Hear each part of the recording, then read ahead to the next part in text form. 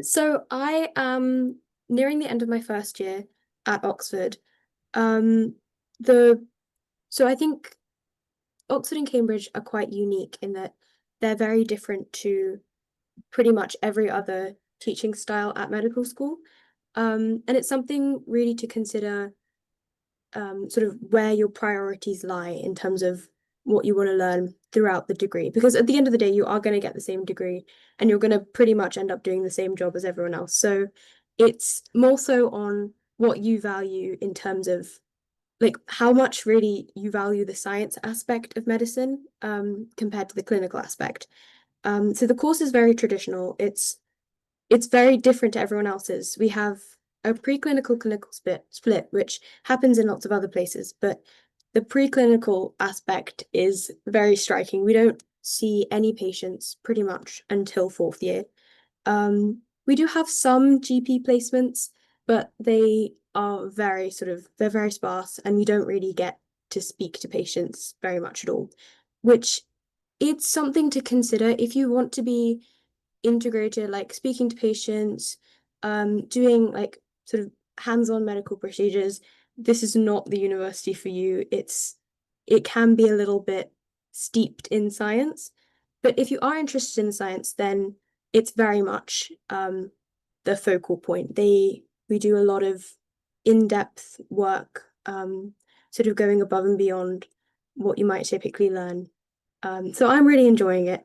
I think it's definitely different, but I think I can sort of put aside not seeing patients for a few years for this. So another thing to consider is that the degree is longer than a lot of other degrees. There are some 6-year degrees in other universities, and you can also intercalate, which I'm sure Alex will talk about later.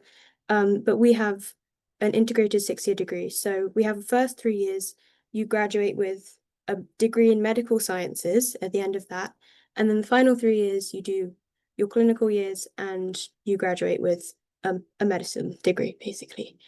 So it is long, and that's something to consider, but medicine is anyway, so it's just the one extra year that you might have to consider. The teaching style is also quite different. We have lectures and seminars, which are done in quite large groups, and that's the bulk of the regular teaching. But we also do a lot of self-directed learning, which is common, I'm sure, in other unis, but here it's in the form of essays and like lots of long form writing. So if you do if you're thinking of A levels that are more writing heavy, then it will really help in this uni because you do a lot of writing. Most of the time, you get around 2 essays a week. It depends on the college, but it can be more or less, but a minimum you're going to be doing about 2 essays a week. So those are about 1,500 words. And you go through those essays in tutorials, which are 1-to-1 or 1-to-2 meetings with a tutor who is a sort of senior lecturer or a junior doctor or someone who's a bit more advanced in their studies. And it's very much like a conversation. So it means that you have to have a really in-depth knowledge of what you've done your essays that week on.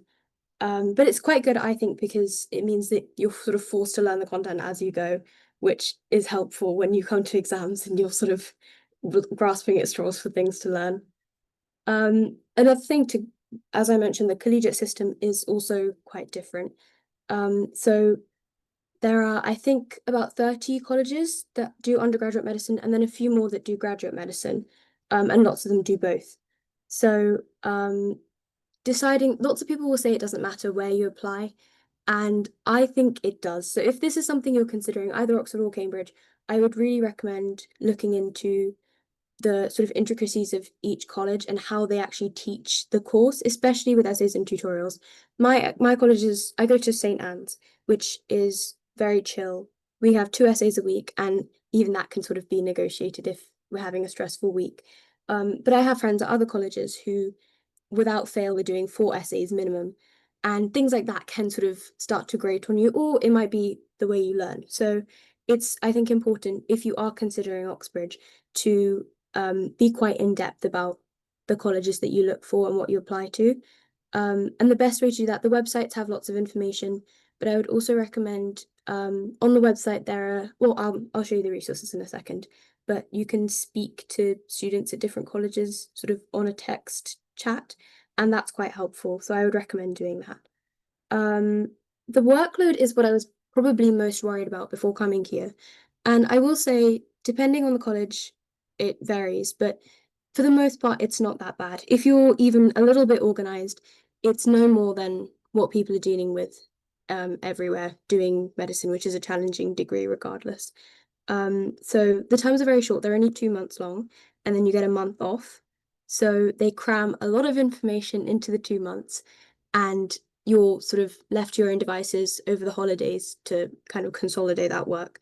So that's another bit of self-directed study, but it means that, you get quite nice long holidays, at least for the first 3 years. So that's quite nice.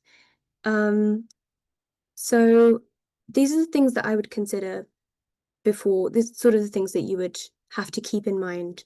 Particularly, I'd say the scientific aspect, if you're willing to not see patients and if you're sort of willing to sort of put in a little bit more effort looking at every college and trying to figure out which one you like best.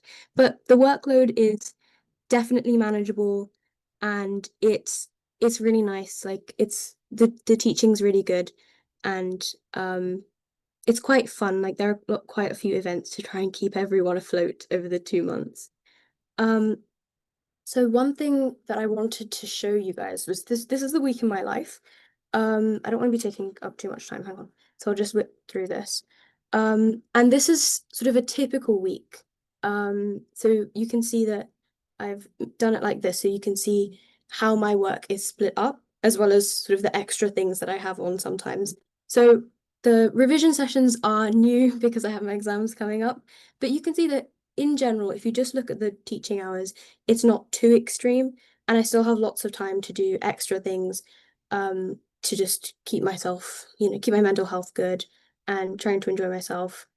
So we have 2 tutorials a week typically. The practicals vary, but those include dissections as well as more sort of physiology type of practicals like blood pressure or heart stuff.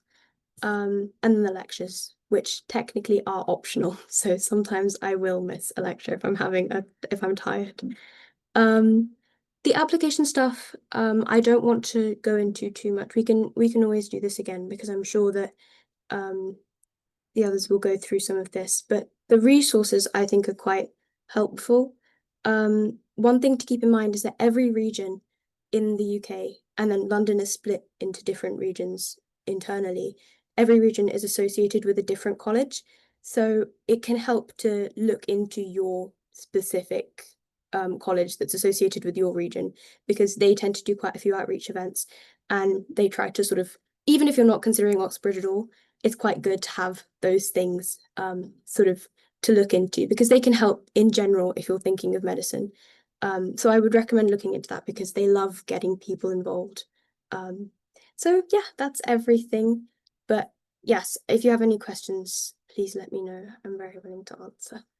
Thank you so much, Sanena. That was so interesting. And I think um, especially like I find it so interesting to see how other universities also study medicine. And considering we both, so I study at UCL and I also have a preclinical clinical split, but we don't have as many essays as you're doing at all. So it's really interesting to know that actually. Let's start a question about what are the essays usually on? Yeah, so they tend to vary. Again, this is a college thing, so it will often depend on who your tutors are. So I have tutors that are focused on certain topics. So this week, I just finished my last essay actually, and it was on the female reproductive system. So I can actually, the title was describe the structure and function of the female reproductive system. How is it affected hormonally? So it will typically, they want you to be doing about 1,500 words. Um, like part of the exam at the end of the year is an essay component. So it's sort of practice to get you in the right mindset of how to answer the essay in the exam. But it really varies. It depends on what modules you're taking. But I can, if you're interested, I can send some essay titles if that would help. We can send those out. So it wasn't actually. I applied very much on a whim. I was on my application, I had Imperial down because you don't have to do the BMAT anymore. When I applied, we had to do the BMAT, and I only wanted to apply to one BMAT uni. So I had Imperial down for ages until I think 2 days before the deadline when my teacher said, "Why aren't you applying to Oxford?" And I sort of just changed it and sent it off. So it wasn't specifically something that I'd been thinking about for years, but I think the main thing to consider is that um, there are lots of unis. So Imperial, the sort of application process that in my head was quite similar. Like it's also quite science focused. I think UCL is the same. So certain unis are a bit more focused on the science.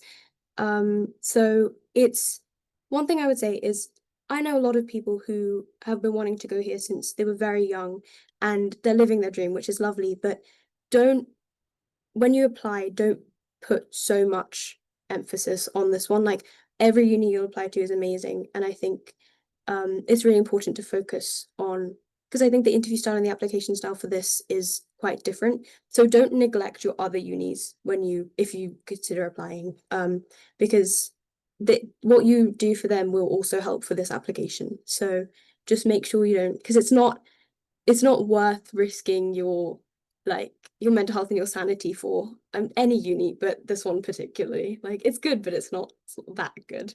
So just keep that in mind.